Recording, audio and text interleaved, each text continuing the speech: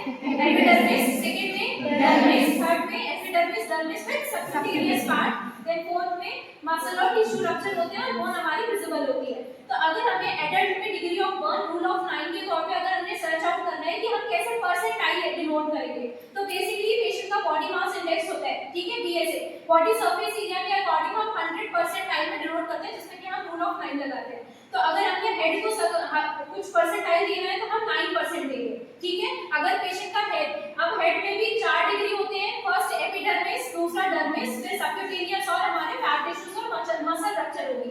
तो अगर deep degree burn है तो हम 9% टाइम में कितना देंगे, यानी कि फ्रंट का फेस या फिर बैक का एरिया कितना उसका जला हुआ है, कितना एरिया बर्न है, देन हमारा नेक का पोर्शन भी उसी में कवर होता है। तो बेसिकली 9% में हमारा पूरा हेड आ रहा है और हमारी पूरी नेक को वो कवर कर रहा है। देन आगे हमारा चेस्ट वाला एरिया, तो बेसिकली चेस्ट एरिया को हम 18% डिनोट करते हैं और हमारा जो बैक एरिया है उसको भी हम 18%, तो वो भी देखते हैं कि 4 डिग्री में कौन सा वाला डिग्री ऑफ बर्न है, उसी हिसाब से हम परसेंटाइल डिनोट करते हैं। देन दोनों हाथ, ठीक है, अब हमारे राइट और लेफ्ट दोनों हैंड में हम 2 पॉइंट्स के डायरेक्शंस में देखते हैं, एंटीरियर और पोस्टीरियर। एंटीरियर में हमारा 4.5, पोस्टीरियर हमारा 4.5, मिला के होता है टोटल 9%। 9% में कैलकुलेशन हो गया।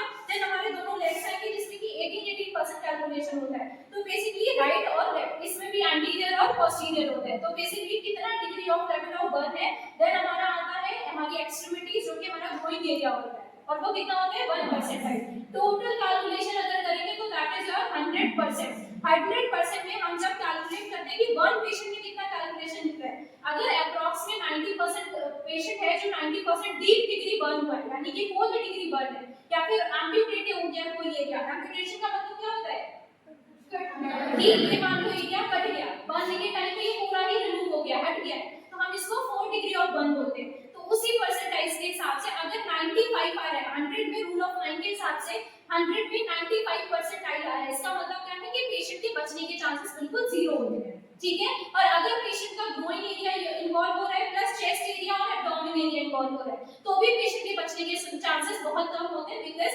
ग्रोइंग एरिया से सारा का सारा एलिमिनेशन नीड्स होते हैं। पेशेंट की स्टूल पास आउट करना है, यूरिन पास आउट करना है, उसमें पेशेंट को डिफिकल्टी आएगा। अगर ब्लैडर तक हमारा रप्चर हुआ है, दैट मींस पेशेंट के बचने के चांसेस